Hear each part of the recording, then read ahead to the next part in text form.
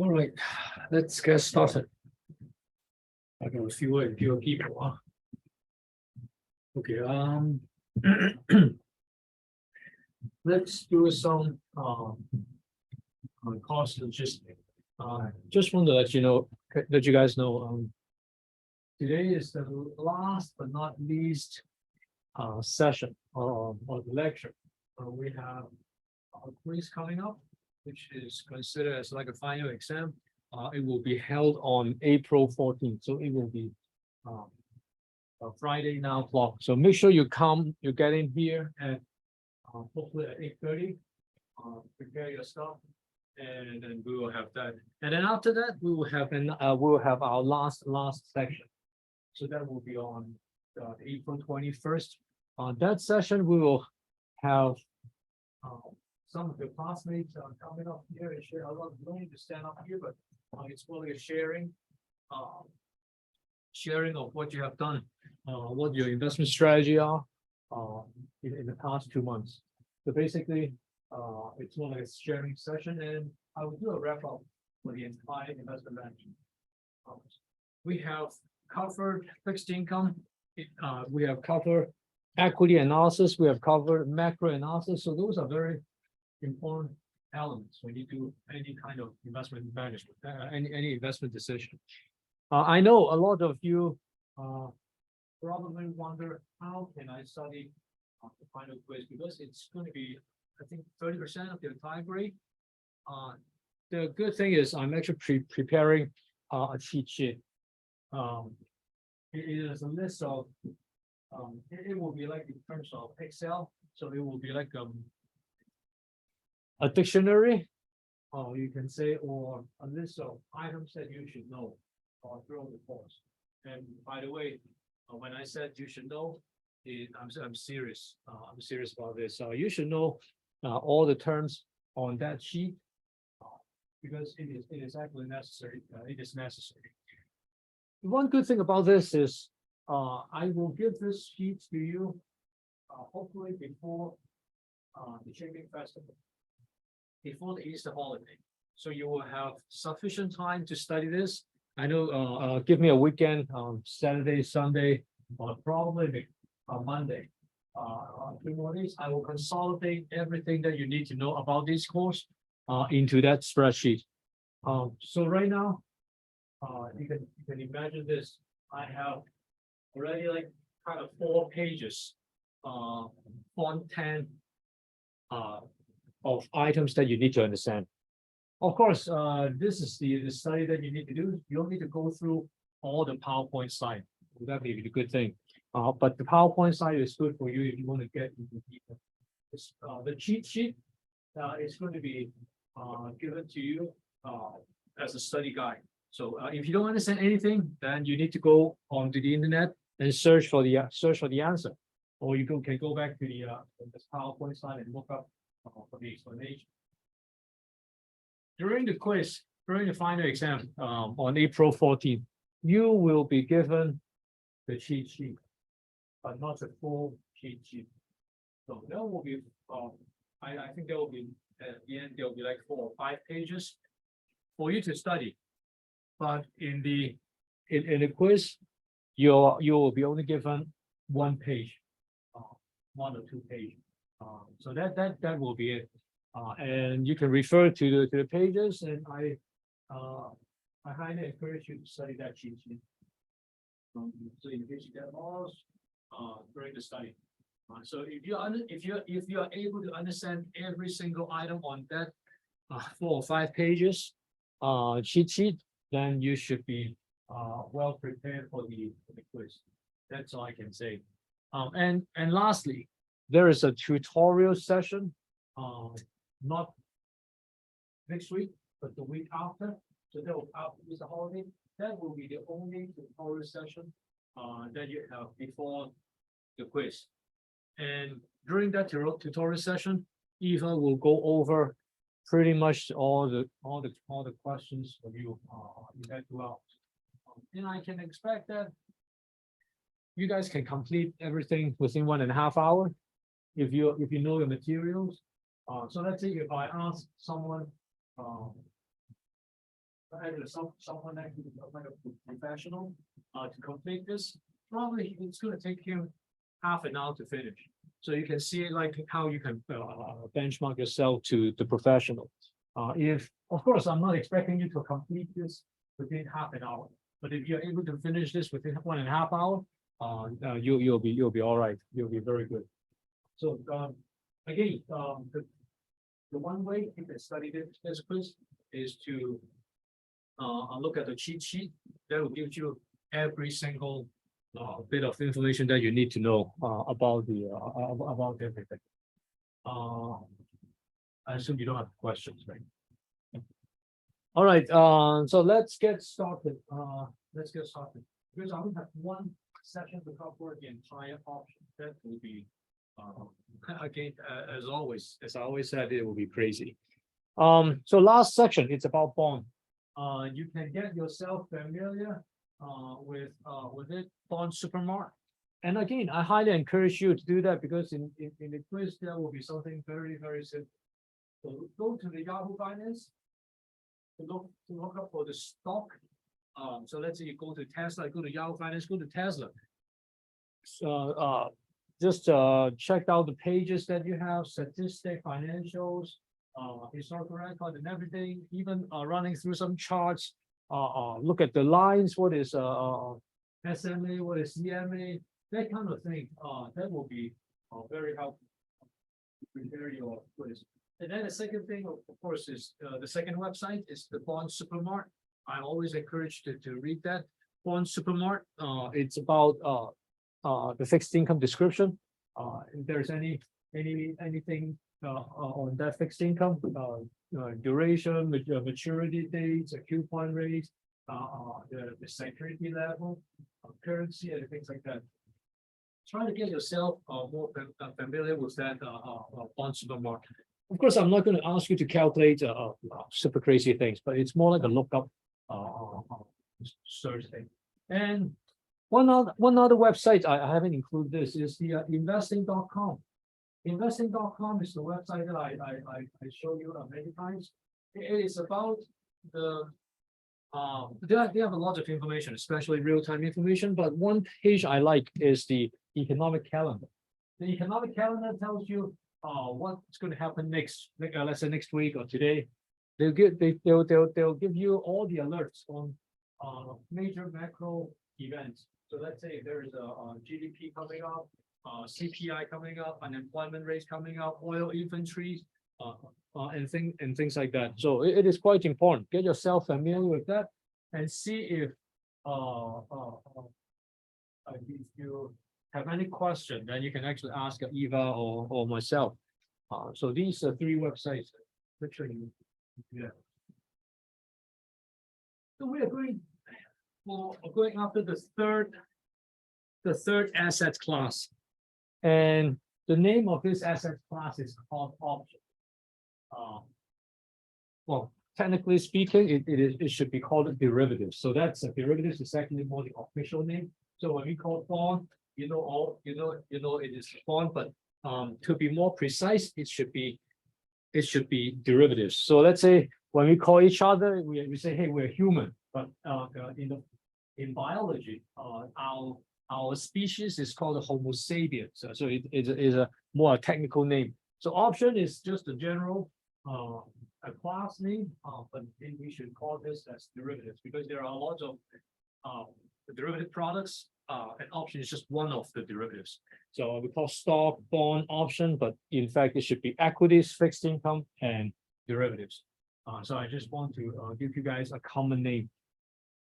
One thing about this is I'm not sure you guys know Berkeley, but it is my alumni school, ranked quite good in the US and actually in the global MBA ranking. And one thing I'm so proud of myself was that I was actually in the business school competing against some crazy engineer. They were actually in financial engineering, and I was able to get a sharp A+ in that school. So it was something. And the thing is, I thought myself is going to be an option trader. So I got an interview with the Goldman Sachs. That was like years and years ago. That was close to 20 years ago. It was the final round.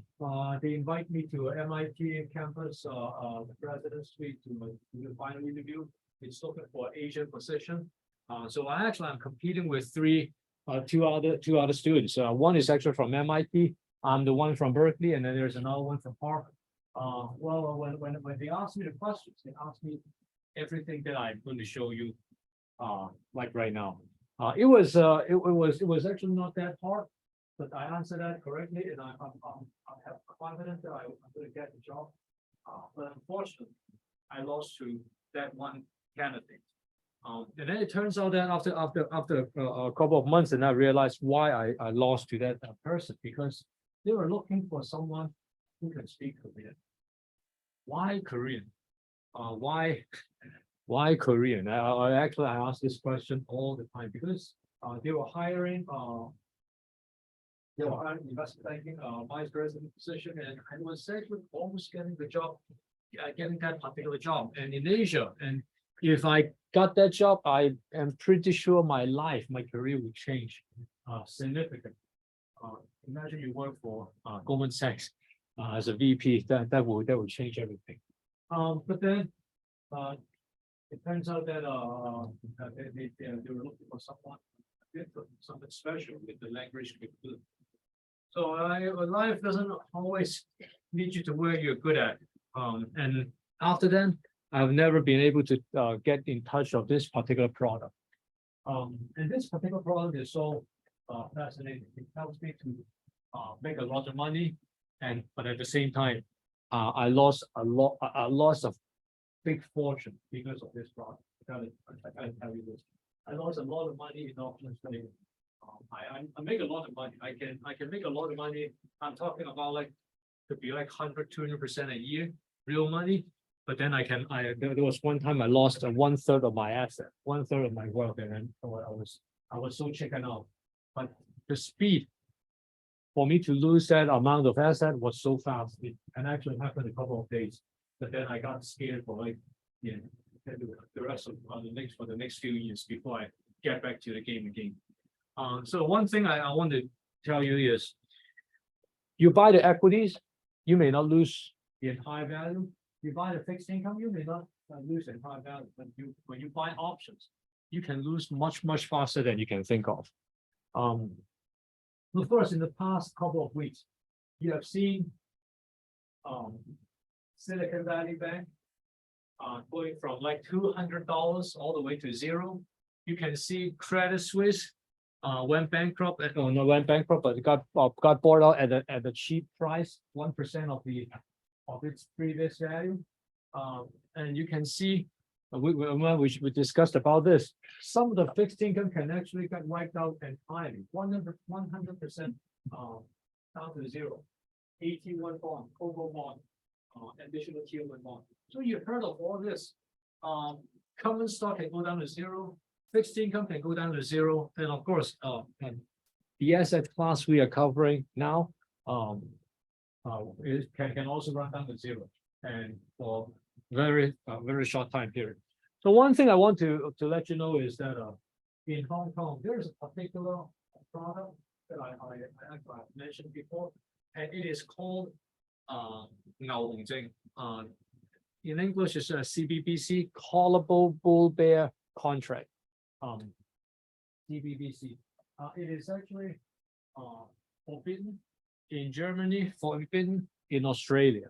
These exchanges actually start trading this for a while, maybe a year, and then realize that the game is not for the general public, because the game is biased game, and it's biased towards the issuer of the product. So whoever is selling you those products will always make an earning, just like casino. They always win.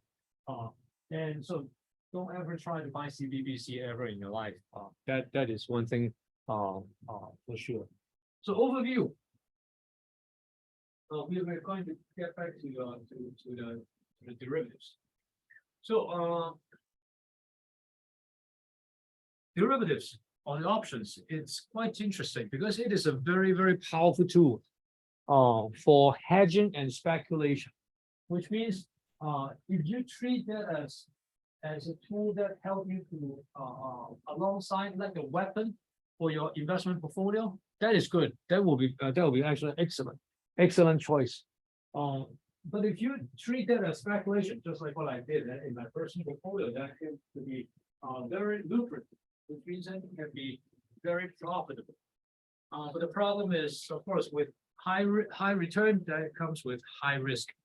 So you have to watch out for that. And option can be traded on several exchanges. What kind of products can you trade on?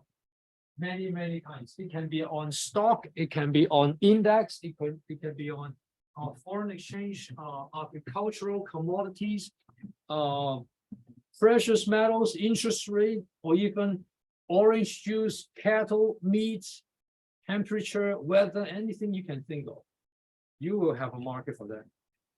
Can you buy option on a soccer game? Well, not yet, but hey, I wonder like why not? It actually can be done. So if you go to investing.com, and let's say if you go to commodities, then you can see like there are many things that you can actually trade. So let's say we can trade let's say we can trade meat. We can trade live cattle. We can trade hogs, which is pork. We can even trade milk. So there are options for that. That's called futures. So there are options for that, and there are let's say grains. You can trade wheat, oats, rice, corn, soybean. There's so many products that you can actually choose from. Or you can check out the softs metals like cocoa, coffee, sugar, lumber. So that's wood, cotton. So there are lots of crazy things that you can actually you can trade. And who has the largest?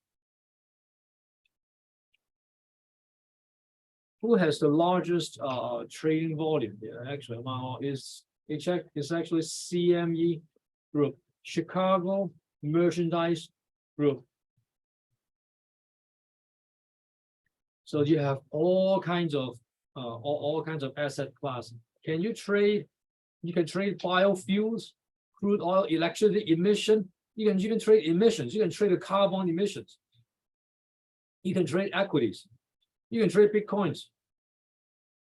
You can trade agriculture, fertilizer, cattle, lumber, oil seeds. What else can you not trade? You can even trade weather. You can trade Sacramento. So Sacramento is in the US. Las Vegas is also Amsterdam, Holland. I don't know what that is, but you can trade Chicago. You can trade Las Vegas, New York.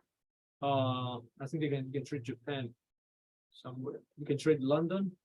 They will trade the temperature. They can trade the rainfall. So there are all kinds of options, derivatives that you can trade. So got to let you know. Last year we sent 3 teams to go to the CME Group to do the participation. That is actually investment challenge, investment competition.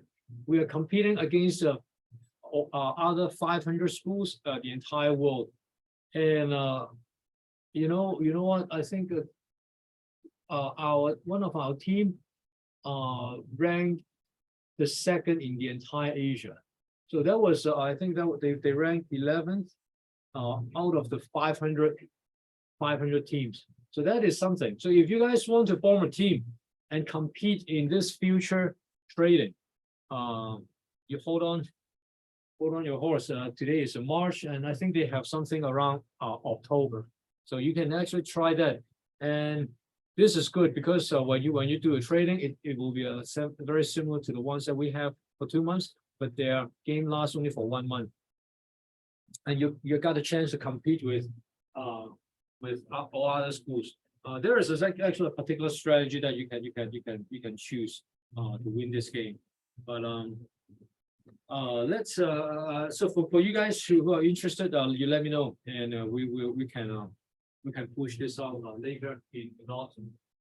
So option, there are many kinds, index of stock, weather, and everything. If you ask what is the appropriate family tree for the derivative, the left-hand side is the chart. You have in derivatives, in the derivatives class, you have futures and you have something called options. So options is the one that you're more familiar with. So options is just one of the product underneath derivatives. And then for futures, it's just futures. You buy or you sell the futures, and that's it. But options, it is a little bit tricky. So remember this. This is the hard part. A lot of people got confused, and I got confused before. When you have options, there are two kinds of options. There are call option and there are put option. And you can actually have a matrix. You can buy a call, you can short the call. So you remember the name. I will use this name very often in the next 20 minutes. You can long, you can short. So which means that you can long a call, short a call, which means you can buy or you can sell. Again, when I said sell, it seems like you have that thing in your wallet and you sell it.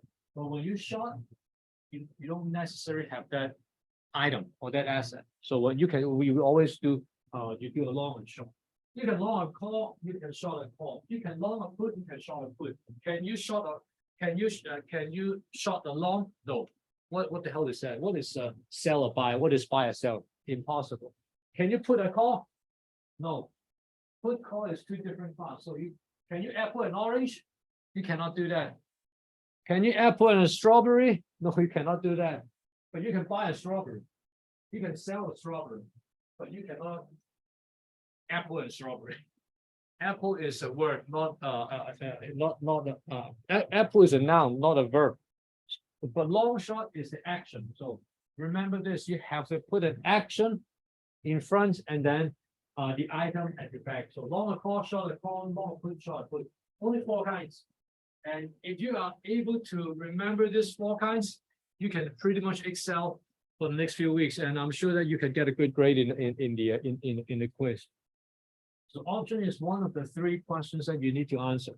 You have 1 quick questions for equity, 1 a medium-sized question for fixed income, and then you have a small question for options. But if you understand the concept well, it is not even about the calculation. I don't think you need a calculator, except for the equity part. You definitely need a calculator for that, but not a financial calculator.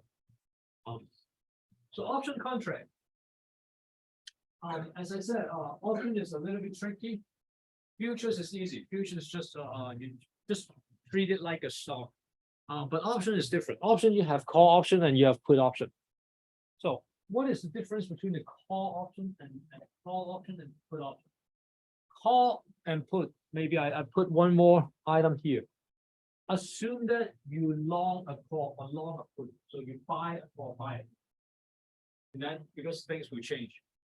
Call option means that if you buy a call, you have the right to buy at a specific price at a specific time. So there has to be a it will be very specific. Well, actually, it will be a specific location, specific price, and specific time. So let's say you have we have a 10 cents right now is trading at I don't know, let's say $300, and let's say you buy a call for 10 cents in May for $350. That will be specific. Let's say on May 25th, there could be an expiration. May 25th, you will buy the 10 cent at $350. You have the right to do that. Remember, it is a right. You have the right to do that. Let's say if 10 cents price becomes $400 at that time, much higher than the specific price. Are you going to buy that? Of course, because you just need to pay $350 for 400 value stock. You will buy it. Then what are you going to do? You sell it immediately, capture that $50. Yes, that's how it works. But if the stock price dropped down to $250, are you still going to buy it? No, you're not going to buy. You're not going to exercise the option. You don't exercise it. You just let it go. The value of that option will become zero. So no one gets hurt, right? Yeah, that's pretty much it. If the market price is higher than we call the strike price or predetermined price, strike price, then you will exercise if you long a call. But if it is below, then you won't exercise. So call option means you have the right to buy the stock or buy the underlying asset at a specific price, and only if, of course, if the market condition is favorable to you. The other side, put option, it is different. Put option means that you can actually sell the underlying asset at a specific price on a specific date at a specific time. So let's say the same thing happened. Let's say if you buy a put, means long a put, LP, long a put. If you long a put, then let's say on May 25th, the stock price of 10 cents dropped down to $250. Then your put option at $300. Are you going to exercise the options? Yes, because you will force the buyer to. Well, there's an agreement. The buyer has to pay you $300. Even the market is trading at 250. Then in that case, you immediately you sell it to that person at $300, but you don't have to stock yourself, right? Yeah, no problem, because you buy from the market right away. The next second you sell it to him at $300, and you make a $50 gain. So this is how the option works. And remember this: when you long a call or when you long a put, so whenever you long, you have the right, because you pay for it, right? You pay for it, then you have the right. But if you short a put or short a call, so you sell it, then you have the obligation to fulfill the contract. And usually when you sell something, then when the counterpart exercise, usually it will be not in your favor. So this is how the entire thing works. In the derivatives world, in option world, you are trading against someone else. There is no win-win game. You win, the other party lose. The other party win, you lose. This is the option situation. So whenever you see you're winning, then the other side has to be in a losing state. You long a call and you exercise the call, that means the other part is losing money. And you long a put, exercise the put, the same thing as well. So when you sell the call, when you sell the put, of course, what you are expecting is you expect nothing will happen. When you sell the call, sell the put, you get the premium, nothing happened, and you're happy, and the other guy loses the premium. But if you are buying, if you long the call, long the put, then you expect the price will go up or go down, and that magnitude should cover your cost, and you can actually leverage on quite good. So I hope you guys understand the logic behind. And if I put everything I said in terms of a chart, then all you need to remember is these 4 charts.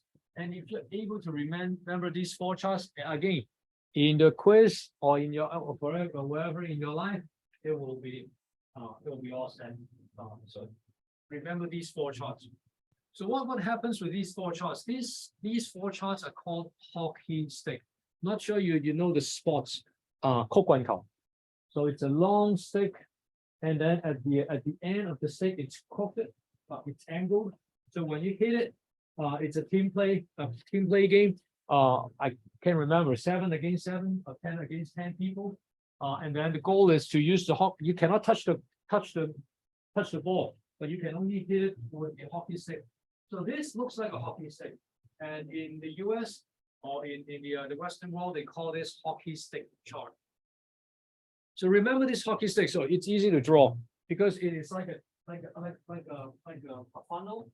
You have open end and then a channel of a funnel. And it's obvious. So it's easy to draw this, right? But then it covers every combination that you need to remember. And there are only 4 combinations. You long a call, you long a put. You short a call, you short a put. You make sure you remember this and everything is all set. So what would happen? Let's focus on one of them and then you'll understand the rest. Let's say you long a call, which means you buy a call. You don't have the rights to exercise, right? So when you long a call, the chart reads like this. The vertical axis, the y-axis is the profit and loss of that option. Horizontal axis, x-axis is the strike price or the stock price or the underlying price. So let's say we focus on 10-cent stock, right? So this 10-cent stock price. If this is what happened at expiration. So this is not what we are going to see like from today till expiration. No, this is not like like fixed income. Fixed income, you see when you draw the timeline, you have all the different cash flow from the timeline, right? That is the timeline for fixed income. For equities, there will be a timeline for let's say different years of future cash flow. But this one is different. This is not a timeline. This is that particular second, that very moment. Now I'm talking about like even nanosecond, because when I lose money that particular time, I'm talking about like a couple of seconds move. That is a couple $100,000 move in this case. This is at expiration. When you have a stock price at expiration that is below the strike price, which is X, then you will have a different perspective.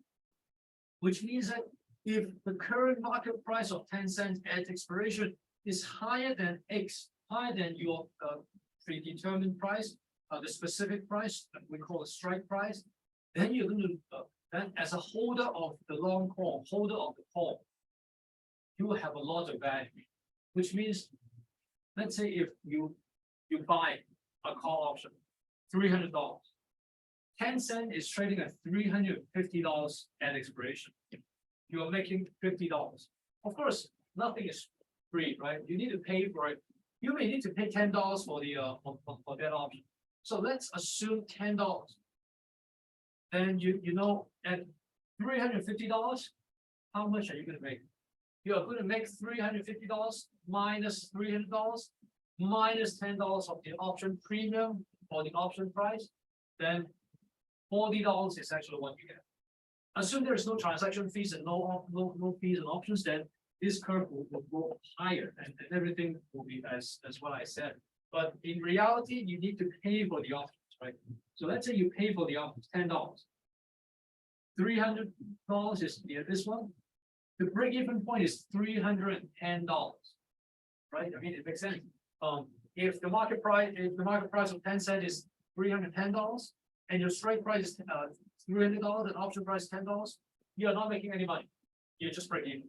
But anything above $310, then you start making money and you start making a lot of money. Okay, let's say if 10 cents got bought out by Tesla.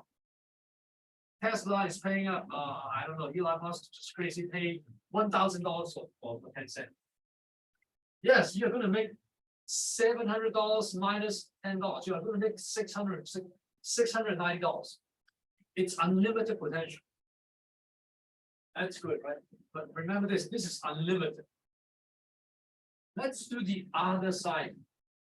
Because when you buy something, right, someone has to sell it to you. So think about the other side. We call it counterparty. The other side. You long a call, someone has to sell you a call. So let's say short a call. Then the exact mirror image happened. Mirror. This is like mirror. This is mirror I like. Because I never want to be on the other side. I will always want to be on this side. But occasionally you see up this side here. So the mirror image of call, long call and short call will always be like this. This is called a mirror image. And of course, you can consider this one is a mirror image as well. but this is a different monster. This one is short a call. Exact same thing happened. You think about the logic. When you sell a call, when you short a call, you will get the option price. You get $10 in your pocket. What are you going to hope for? You hope nothing happened. You hope the 10-cent price stays there and didn't move up, or at best, even moving down or going down, say going to bank. That is good. In this case, the problem is if 10-cent actually trading at $310,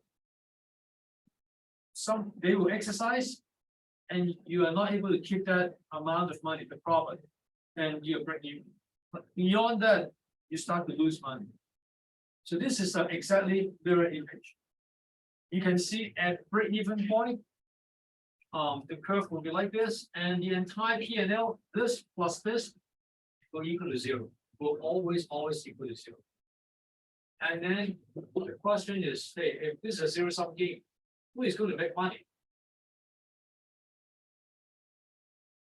Of course, the middle agent, the investment bank, the exchange, the government is going to make a tiny little bit of money that you're going to get. I don't care if you live or die, but I will make a lot of money. This is how the financial market works. Does the Hong Kong government care that life or death on you? No, they don't care. They allowed you to buy the CBBC, the callable bear contract. Even other countries forbid for that. But well, anyway, that one is a little bit more complicated. But this is the logic. On the other side, this one you need to think about this yourself. I'm not going to go through this, but on the put side, it's the same thing. You have, if you long a put, you have the rights to exercise when the price drop. When the price drop, you make money. So who said you cannot make money in the stock market? I don't care if the stock market is going high or going low. I can always find a way to make money. The problem is, can you spot that it's going high or going low? If you spot it right, then you can have all kinds of instruments that you can allow you to make money.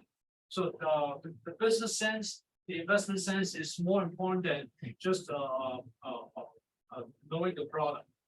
If you know where the market goes, you always be able to find some products that will help you to make money. So when you long a put, that's the same thing. You have the rights to exercise when the price drop, and you sell a put. Unfortunately, someone forcing you to fulfill the contract, that is a must. That you need to fulfill the contract. Then the question comes here. Can I walk out from the deal? Let's say if I short the call or short the put, can I walk out from the deal? So let's say I was actually very unlucky and sell a lot of calls and puts for millions and millions. Someone really want to exercise the call, exercise the option. I don't want to lose money. I walk it out. The thing is, well, if you walk out, that's fine. But we have, will the buyer lose any money? The answer is no. Because when you do option trading, it is secured by the market. So market has there is a regulator, there is a clearing house. Everyone will fulfill the contract. If someone, the counterpart, cannot fulfill the contract, the settlement house will step in and they will forfeit the seller asset collateral. So if you want to be a short, if you want to short a call or short a put, you need to put up a lot of collateral for that. Could be a cash, it could be stock. So so this is how the option market works. And for the market and exercise option, so there's a few other terms. We call it OTM, ATM, ITM. So out of the money, at the money, or in the money. So ITM is in the money. Out of the money means say that you are not going to exercise at all. That's out of the money. At the money means like this is actually bringing at the strike price. And in the money means like you are in profit. So there are different terms. So let's check out what happened yesterday with Microsoft. This is real. And you can again, you can make a lot of money from doing this.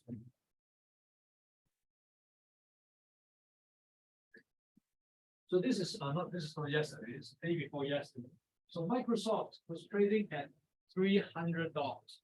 So that's around $300. So let's say you look at the call side. The calls at 307.50. The expiration date is on April 8th. So that's next week. So what happened? If on April 8th,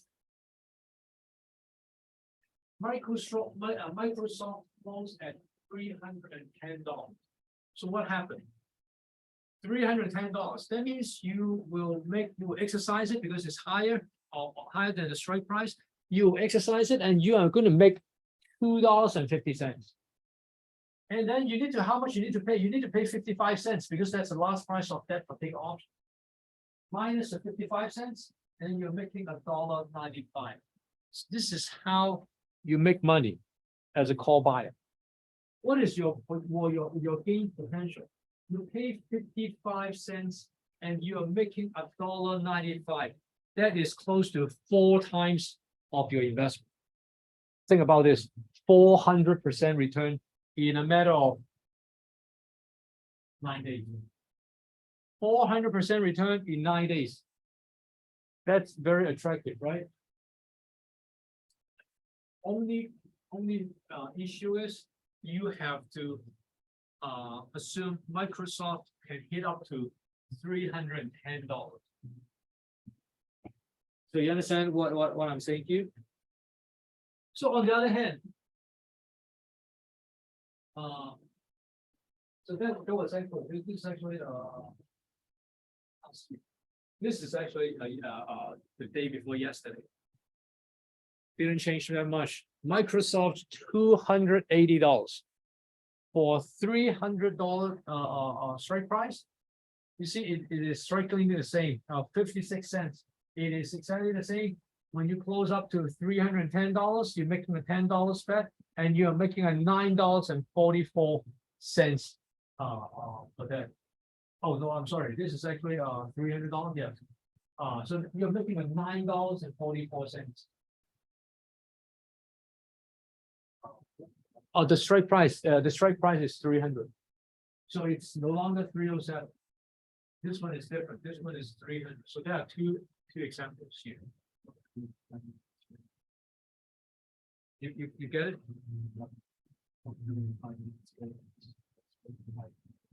Oh, 310? No, assume. I don't know what will happen on April 14th, right? Assume on April 14th, it's going to be 310. Then the option you're going to get is 9944. So assume it closes on 310. So that is a different thing. And so let's check because I know yesterday so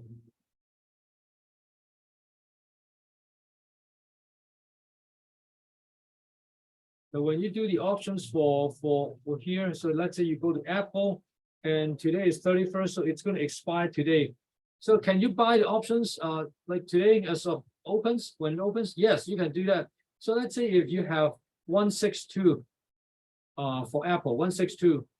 If the market tonight closes at let's say if you buy a call at 160, you buy a call at 160, you need to pay you need to pay $2.55.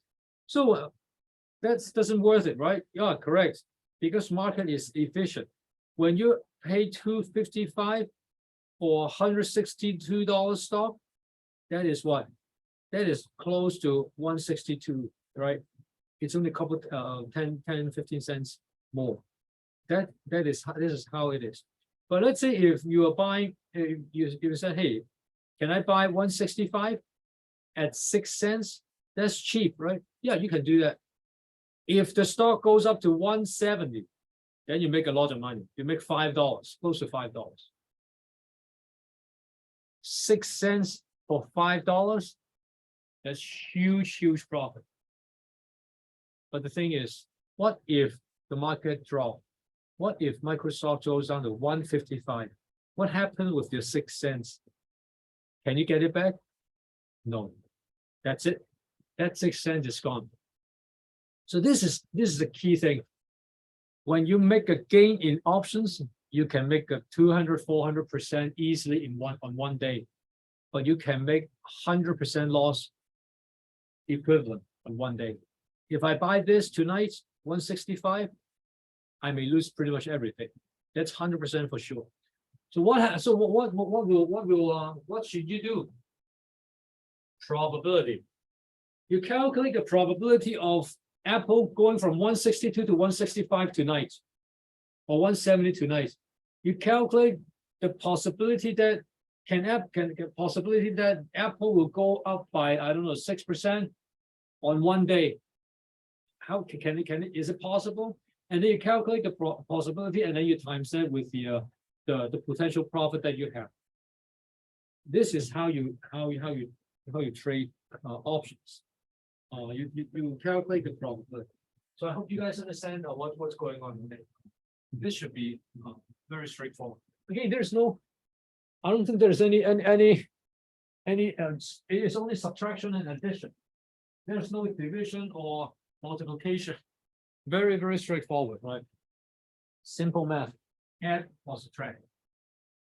The good thing about this option is you can leverage, which means, of course, you can pay only 50 cents, but you can leverage up to like $2, getting 400% return. And another degree of leverage is that when you buy an Apple or buy a Microsoft, you buy one share, you need to pay $280 US. But in option, you just need to pay 55 cents to do the same effect. And not only that, when you buy one option, let's say it is not buy one option like that easy. It is like it will be something like you buy one contract. One contract may have a multiple of 50 units, which means that for one contract, you are buying 50 shares of Microsoft, 100 shares of Microsoft. You have a second degree of that, which means that you are not paying 55 cents anymore, but you are paying, let's say the multiplier is 100. You are paying 55 US dollars, but you are making a potential gain of $200. 55, 200. That's a 4 times gain, and that multiplies the potential by a lot. So option is extremely lucrative if you know how to do it. Very well, and it's actually your second tool to make money. So this is the options basics, right? I gave you in options. So let me summarize this. In option, very similar to fixed income, you have an expiration date. You have a strike price. There's no coupon. You have a strike price, and you have the call side and the call side and the put side, and you can long or short. In fixed income, you cannot short a fixed income. I mean, as an individual, you cannot short a fixed income. But me as an individual, I can short a call, I can short a bond. Even for myself, I always do that in my account. I can do a long, I can do long a call, short a call, long put, short a put. I can do all these four. But in futures, you cannot do that. In equities, you cannot do that, but you can do that in options easily. So options will have this, and then options you will have the underlying asset. When we are talking about equities for fixed income, there is no underlying asset. It is the asset itself. But in options, you always have an underlying asset. And the underlying asset could be equities, index, stock, futures, temperatures, anything you can think of. Number of cows, cattle, meat, gold, bronze, anything. Anything you can think of can be underlying asset. So this is a different key difference between options and also stocks and bonds. And in options, there of course there can be additional features. The ones that I just talked to you about is just basic standard terms. But in options, you can have additional features, something called American option and European option. The good thing about the European options and American options is is when they are can be exercised. So when I said American style, American style, you always remember the Americans are very troublesome. You can exercise anytime you want. The European ones, it's better behaved. You can only exercise at expiration time. I'm not even talking about on expiration date. So let's say the one I should just show you, Microsoft and Apple, it is a European option. Even though it's an American stock, but it is a European style option. So European style.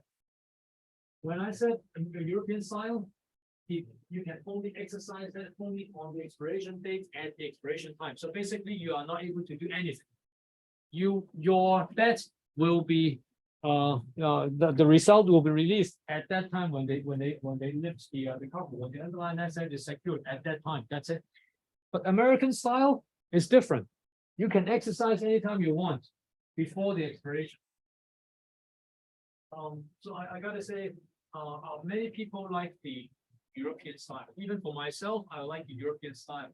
And a lot of, let's say, Hong Kong stock options, the US stock options, US futures options, index options, they are all European style. A lot of people actually like the European style better because it's easier to calculate the cash flow.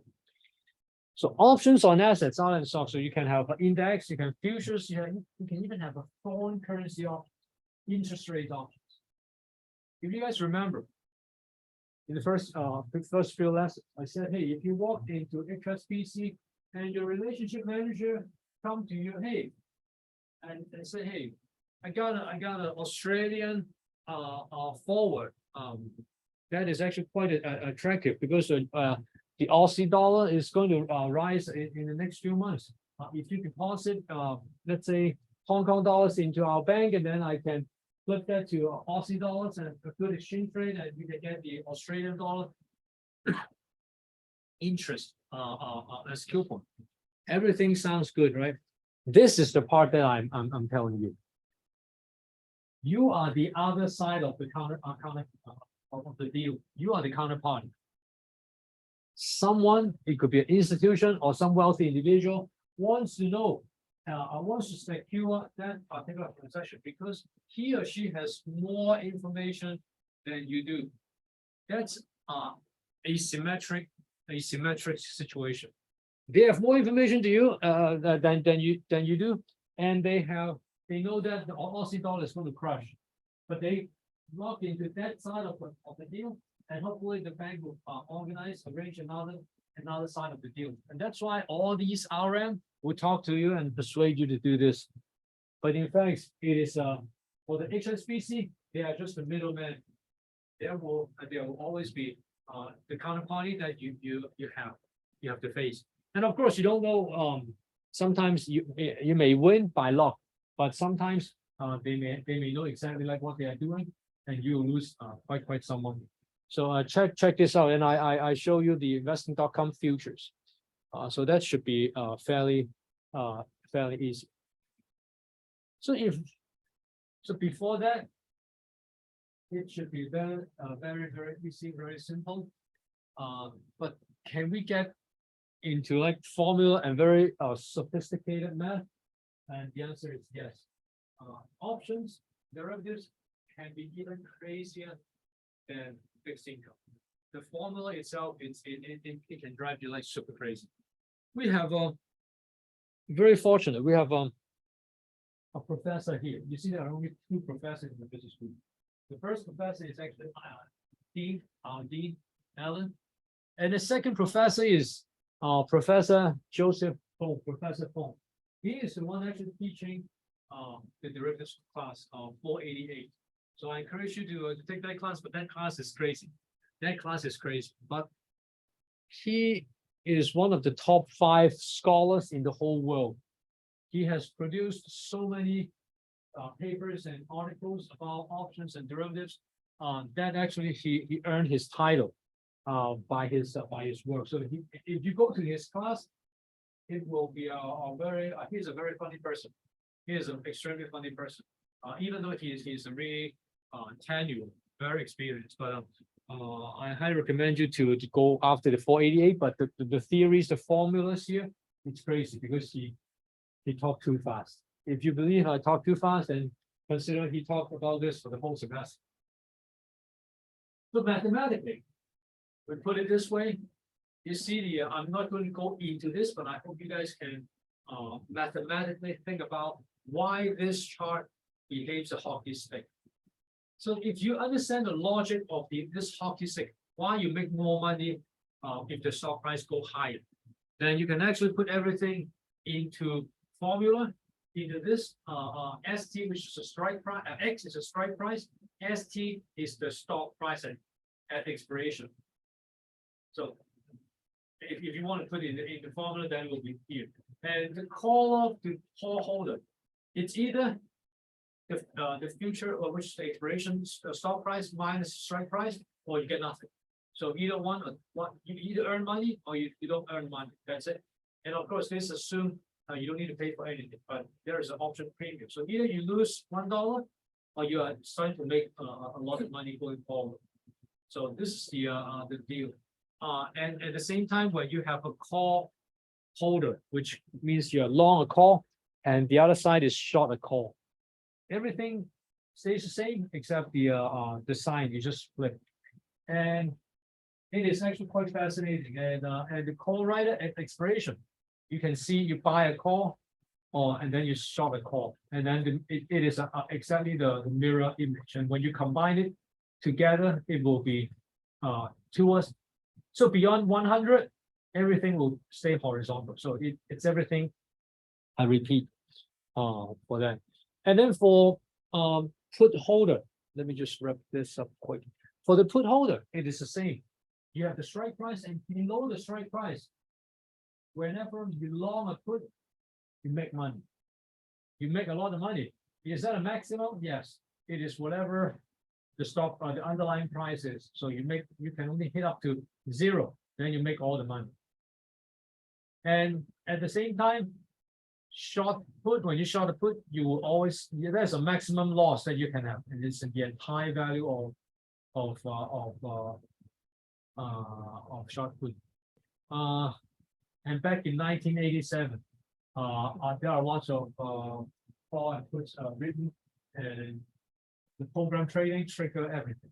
So imagine like you probably, it's a too remote thing for you. It's probably like history. But I was actually a young boy at that time, and I can see like people keep crying. 1987, October 11. What happened was the program trading. So nowadays, you can probably write a better program than these guys in a professional setting. That is a spiral. If the stock market dropped 3%, then you help me to short a put further, and then you sell some shares to protect the losses. And of course, at that time, the program wasn't that sophisticated. You do this, and then I'll keep doing it. And when you keep doing it, you are doing it, I'm doing it, and then you continue to do it. The entire market lost like 50% in like few days. I'm talking about 50% in a few days. It's much faster than anything, any strong event you can think of. So that caused a big problem. All right, now let's take a pause here, and we'll be back at 10:08. All right.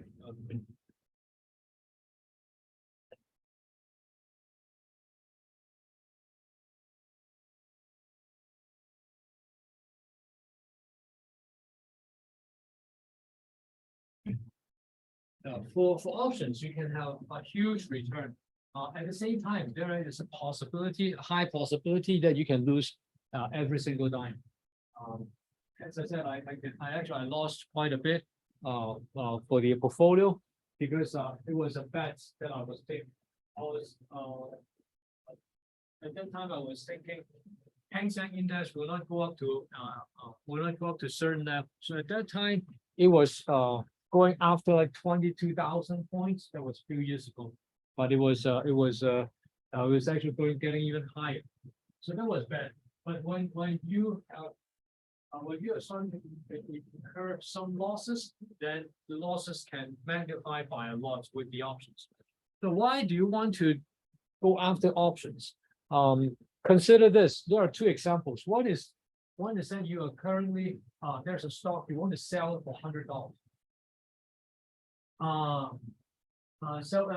That you want to buy a stock for $100. That you think it's going to go higher. And the second one is there's a 1 year maturity call option, so 1 year expiration. And the exercise price is $100 and currently sell it $10. $10. Interest rate is at $3. So you have $10,000 to invest. So what are you going to do?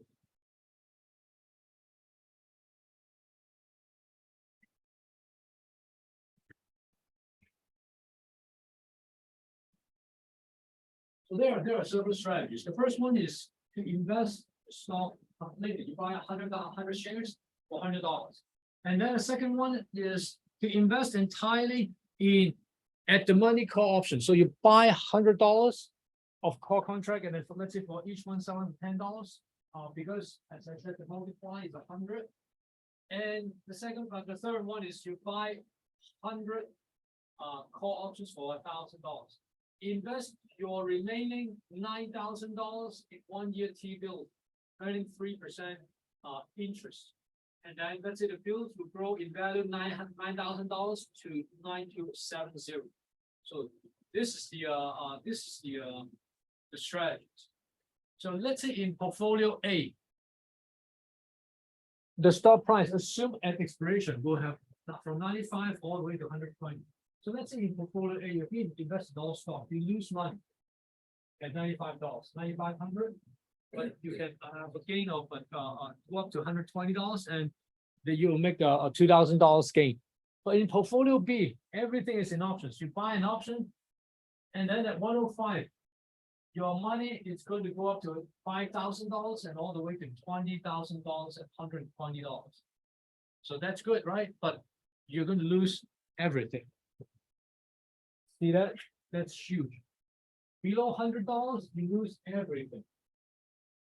But you can make 100% gain at $120. The third one, a combo. A call plus the T-bills. You just invest a small portion in a call option. And then you put everything in T-bills, which is risk-free, considered as a bank account.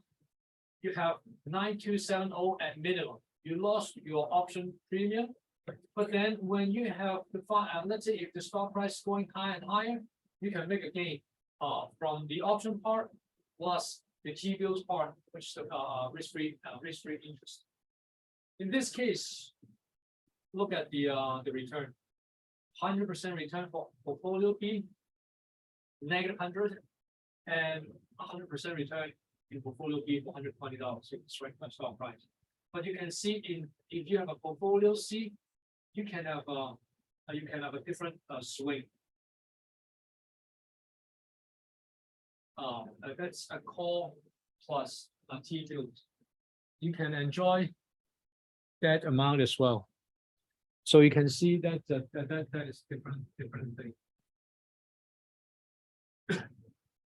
And then you wonder, this particular chart, the bottom one, it seems like portfolio A is better, right?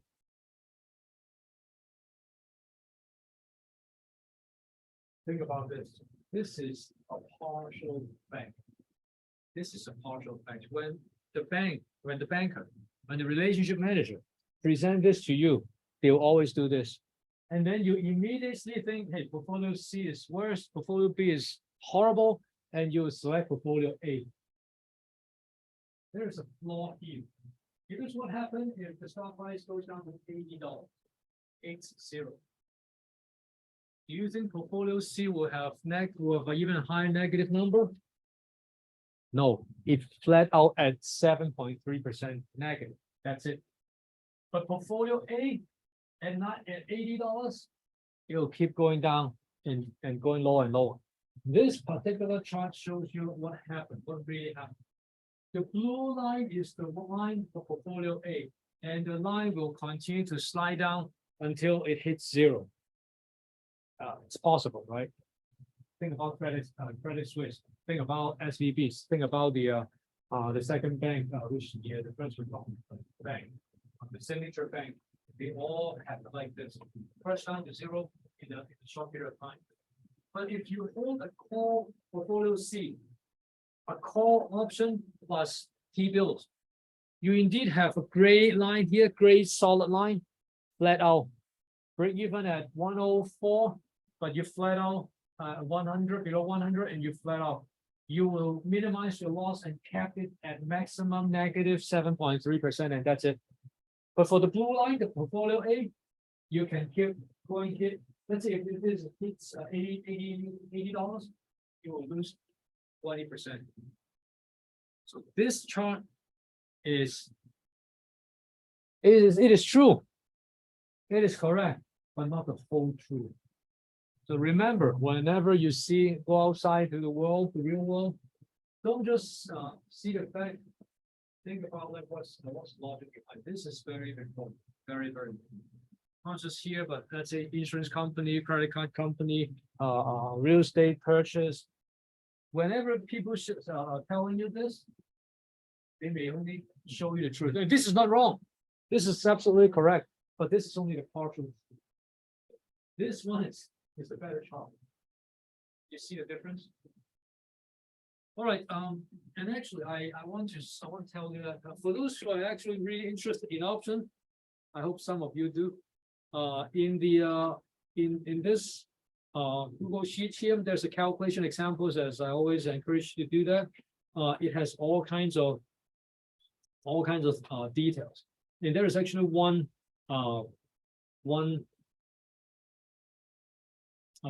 tab here. It is this particular model. You can put in whatever you want in a yellow cell, and if you want to show the graph, put in 1, and then you will see the chart. And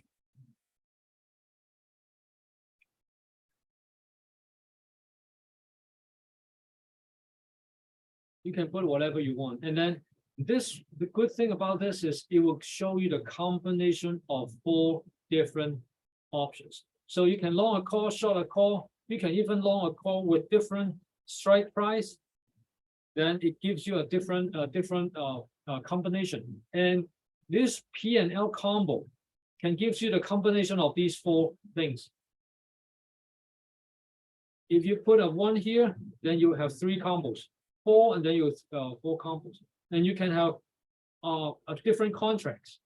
So this one I have 3 contracts. This one is 5 contracts. You can see the charts actually change quite a bit. And if the charts change quite a bit, then it gives you it can give you the a different layout and different payout. I gotta say different payout. So you can play around with this and imagine you own a stock or you your combination of options, then you have different payout. So in option, it's different from fixed income or from equity, because in option you have the concern about the payout. What is the payout? What is the combo strategy? Option combo strategy. So in this case, you can see like the strategy conclusion is that portfolio C is always outperforming. So that's one way you can use option. Another way you can use option is called protective put. Let's say you have a stock portfolio. You long a stock portfolio, series of stocks, but you are afraid of the market is going to go down. So let's say the market is going to have a recession, economy is bad, but you don't want to sell your stock. How can you protect your portfolio? Then you can actually buy a put. You long a put. What happened is, if you remember the hockey stick chart, if you long a put, your portfolio will be protected at a certain point. So you can see the horizontal line here. You buy a put, you long a put, then you will get the protective put. Of course, like there are a lot of mathematics behind, and I'm not going to go through with that. But basically, it's A plus B, the left-hand side. A is the payout of the stock. B is the payout of the long put LP. When you long a put plus the stock, when you combine it together, then the payoff chart will be the blue line on the right-hand side. Payoff. there will be X strike price and there will be A plus B plus C of protected put. Something like this. And a lot of fund manager will use this, even including myself. Back in last year in November, the fund I was actually managing had a reverse ETF, so I sort of buying a put, right? The exposure is not a lot, but it's about like 5% of portfolio value. But when the market crashed in November to February, that particular ETF is a 3 times ETF, 3 times reverse ETF. So it was good. It was good. 5% exposure gives me like a 50% exposure of the reverse situation. It has a huge impact on this investment. So you can actually think of LP long put as protection of your stock portfolio. So you can have a stock option combo, you can have a protective put, and you can have something called a covered call. Another thing about covered call is the fact that you know the market or you know the stock, it's not going to go well, it's not going to do well, but you want to profit from it. So what are you going to do? I have 10 cents in my account, which is bad. I bought it at I don't know, $40, $500, bad. But I have $500 and I don't think 10 cents is going to go higher. So what can I do? I can issue some covered calls. What do you mean by cover? Which means that it is not a naked call. Naked means that I'm not shorting the call, but I have to stop myself. If 10 cents at the end, like next month, it's still not going to go anywhere. It's just stay flat. Then by selling the covered calls, I can collect a premium, the option price, the premium. But just like one of your classmates just asked me, hey, what is that 55 cents mean? I mean, she understands everything about the strike price, the expiration price, but she doesn't know about the 55 cents. What does that mean? That is the price that you need to take to the other side, to the counterparty. You're buying a right. Nothing is free, including freedom. Nothing is free. You need to buy for it, you need to pay for it. Then you need to pay for the rights. Someone will sell you the rights and then they have the obligation. So rights and obligation, two sides, long and short, rights and obligation. So make sure you understand this. When you have a covered call, then that means you have something like a collateral, then you feel comfortable. Because let's say your counterparty call you up and say, hey, you need to deliver a stock. And say, okay, well, that's fine. My portfolio has stock. I will sell you the price. So let's say we have Alibaba 9988. So now it's trading around, let's say $100, I hope $100. And if I don't think that, let's say I have the stock at $100, and I can sell the call at $95. So in case it dropped down to 95, in case it gets higher to 105, someone exercise it. I said, hey, $95, it's fine. I don't want to do that. Or even I will sell the call at 105. I even mark up a higher price. 105, probably no one is going to buy my call, but that's fine. I can, maybe someone will buy it. I'll get a 50 cents out of it, or out of it, which is all right. But then if the stock price go high to go up to 107, then selling at 105, I think it's still worth my time to do this. So this is called the covered call. This is another strategy that you can use.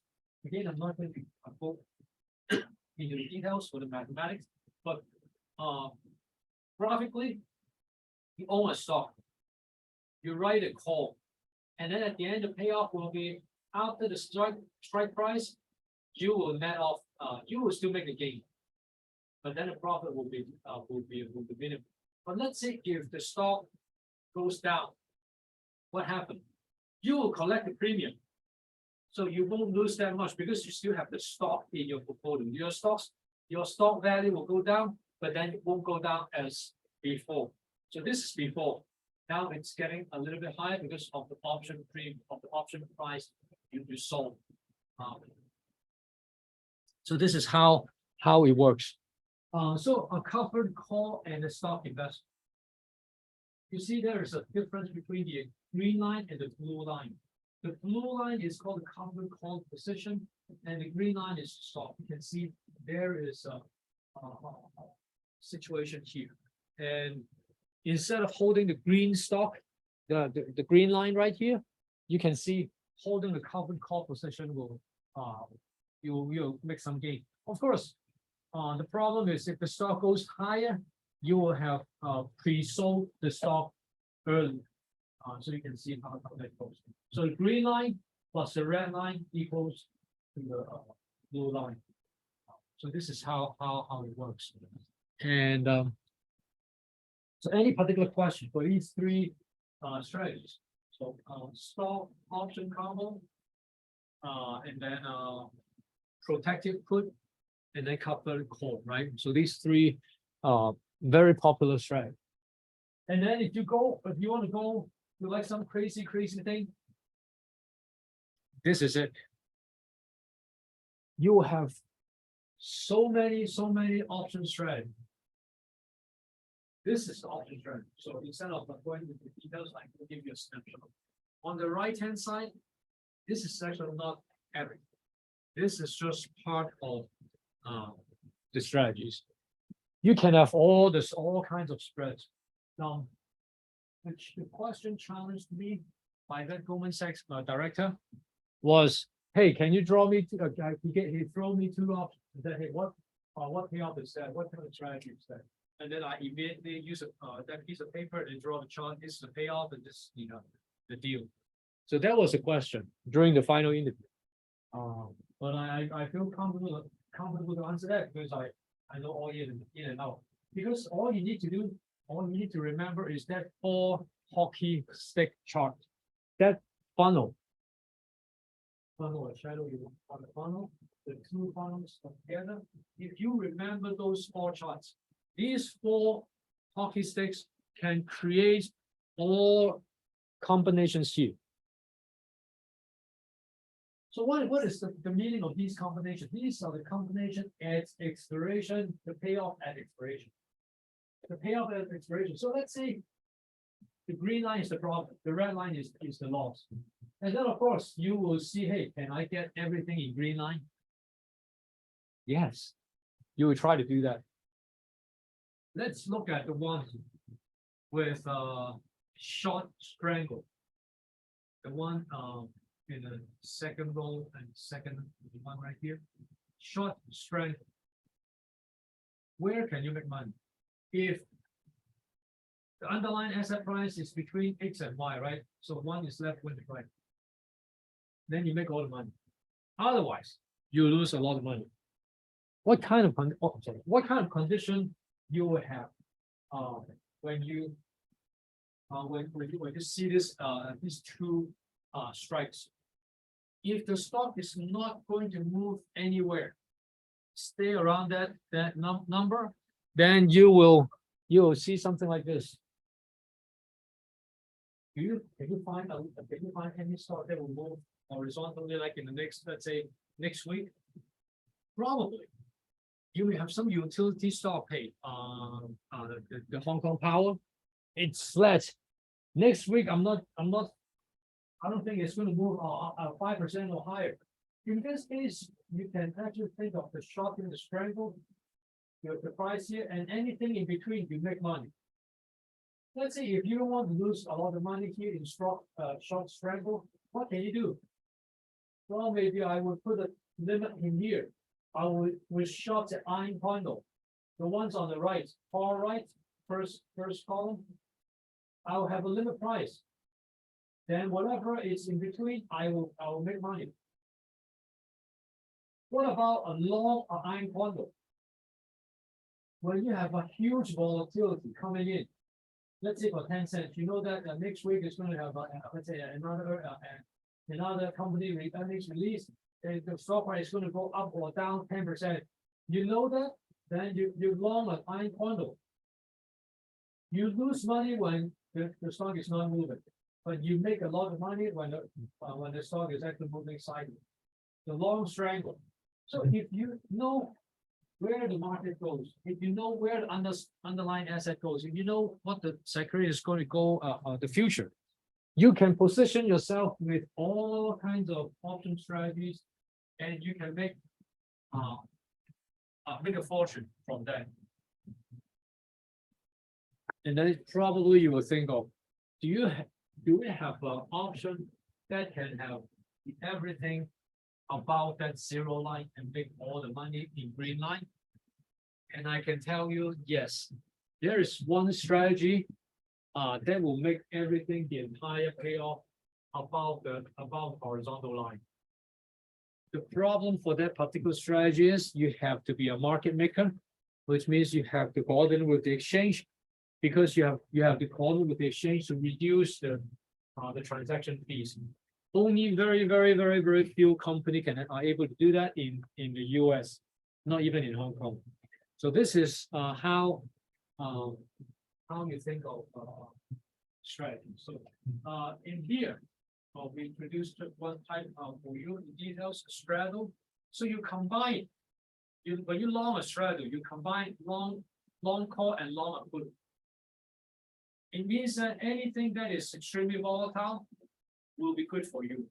Anything that is stable, that is not good because you lose money. So for those volatile stuff, you may consider long a straddle. Everyone will do that for Tesla, right? Yeah, everyone will do that for Tesla. But the problem is the option price itself will be expensive, which means that the red zone right here, you may incur quite some losses. So what will happen? What will happen? You will have counterparty. Your other side will consider if that will be attractive. And if you think this will be volatile, the other side will think that, hey, this is actually not that volatile. They will sell this to you. You will make this gain. You will make this loss. Or on the other hand, he will make this gain and you will make this loss. So this is the straddle strategy. The payoff for this is long call and long put, and then you will get the V shape. And so when you see a long straddle, the other side will be short to straddle. So you can definitely see like that goes. And so there are all kinds of option strategies, and it's getting crazy. But this particular chart on the left-hand side is the chart generated by that file. The Google Sheet, the calculation file. So you can use that. You can use that to play around with the option spread. And there is another one called the polar spread. The polar spread.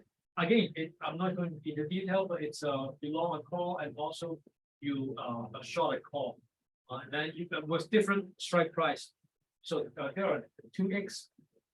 One is X1, one is X2, and with 2x, you will get the different payoff. So it is a combination of options, and this is called the call option strategies that will have between two bounds to two strike price. And then there will be a put call payout, and with all these option strategies, and if you guys remember the first strategy I told you. Option plus a stop, then it will be you can actually financial engineer a product or called not a product, but you can financial engineer a strategy that will replicate a stock exposure. So that is called a put call parity. So if you want to know more about this put call parity, that's a 488 session. The option derivatives session. This put call parity is crazy, but if you understand this formula well, then you can pretty much get an A for that course. This formula, call plus the strike price equals the stock price plus the put price. So this is called a put call parity. Put, call, and a stock and the interest rate, and you will get this parity will ensure that there is no arbitrage, no free money in the market. Again, I'm not going to go into detail, but basically it's the future price of the stock, and then there's a call price, put price, and everything will be in bounds, always in bounds. And you can actually create options like this. You can create a stock behavior by using option only. And that the good thing is you can use options to leverage up the stock. So I'm not able to buy Tesla because it's expensive, but I can buy several different Tesla options and then to create exposure for a Tesla stock. This is how you can actually make use of this for the options. And of course, this is options is just one subclass of the derivatives, and there are a lot of derivatives methods. Options is one, futures is one, and then there will be warrants, collateralized loans, convertible securities, and there are lots of different things. And this is the good thing about the financial engineering. So you click here the CBOE, Chicago Board of Exchange, and you can see all the options in detail. So give you all the materials you need, and they have a really good option site. So for those who are interested in options, they can do that. Unfortunately, my class is a one semester covering equities, fixed income, and options, so it's impossible for me to tell you everything. And is all these options are the ones that is in the market? No, it is actually much more. There are something called exotic options. There are called something Asian options, barrier options, look back options. There's so many different kinds. So it is a matter of financial engineering. I'm not going to tell you like what these basic things is, but make sure you understand these four hockey stick charts. Again, in the exam, in the quiz, these four charts will be very helpful to you. So just to remember this when you are preparing to study. So for those who came in late, let me give you this briefing to you. Next time I see you, then it will be the time you have your final quiz. It is heavy weighted, so I consider like 30% is heavy weighted. It will be in class 9 o'clock Friday. The good thing about this is I'm preparing cheat sheets for you. And I'm preparing this cheat sheet is for you to study, because you may not have any clue. If you have to read through all the PowerPoint slides, that will be too much. Then I'm actually preparing this cheat sheet. Unfortunately, this cheat sheet is 4 to 5 pages long. But hey, comparing 4 to 5 pages to like, I don't know, 500 slides, that will be easier, right? So as long as you know and you understand the details for these 4 or 5 pages, you should be good. You should be good and well prepared for the exam. So consider that as a dictionary. Consider that as like a lookup table, and you can see like what's going on. Do you need to memorize everything on the cheat sheet? Sometimes you need to remember that, but during the quiz, I will capture some of the relevant ones for you, which means that on that 4 or 5 pages sheet, I will reduce that down to 1 page, and you will be provided that page. You don't prepare it for yourself. I will prepare for you. So you will be given a paper, a few pages paper, from like 10 pages, and that will be the exam paper, plus 1 page of cheat sheet that you can refer to. I'll give you all the formulas you need. I promise you, I'll give you all the formulas you need, because if you go out to work, you can have internet search. So, just in case that your boss asks you, you don't want to pull up the internet and search for that. Hopefully you will be remembered that by that, you will remember by that time. But in the exam, I'll give you the formulas you need. Of course, like there are more information on that cheat sheet, 4 or 5 pages, for the summary sheet. So you will have 4 or 5 pages of summary sheet and then 1 page of cheat sheet in the exam. How about that? And in the exam, you don't need a financial calculator. You just need to pull up a scientific calculator. And unfortunately, Eva will be here. Well, she'll be here, not unfortunate, but she'll be here, and she will monitor the exam as well. So there is no internet, no cell phone available. So you don't need to don't use a cell phone. Next week there won't be any tutorial session, but the week after next, there will be the last tutorial session. That tutorial session is extremely important because she will go over pretty much the exam or the quiz for you. Every single bit of the details you need to know.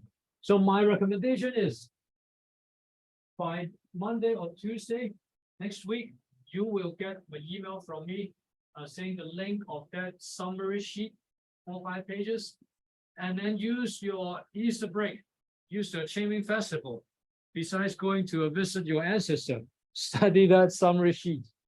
And also, after you study the summary sheet, you probably know like what Eva is going to say during the tutorial session. And then you attend the tutorial session on Tuesday and Wednesday, and then you take the quiz on Friday. In that case, you will be all prepared. How about that? It's good. Okay, well then after this, and then you can work on that assignment number 2. And I think I have I will log on to I will send you guys a Zoom link. And in case you have any questions regarding assignment number 2, it should not be that bad. Because you guys, I have seen you guys do all the trades, and we just need to do some write up for that, and that will be that. I think I may have some maybe one time next week, or maybe next weekend.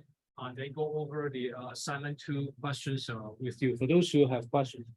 So it is not a necessary or mandatory session, but anyone who wants to know, then you can log on to see that.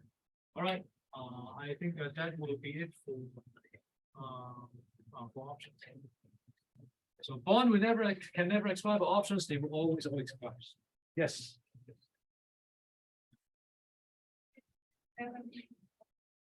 哦，即係你好，就我交翻個台俾另外先係嘛？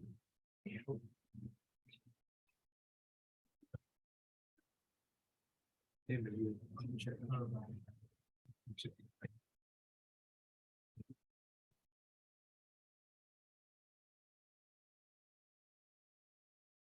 ？So hold on for a second, and there is an evaluation for the course evaluation. So about me? About this call.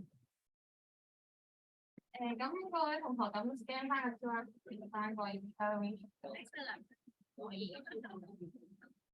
邊個唔掂 excellent？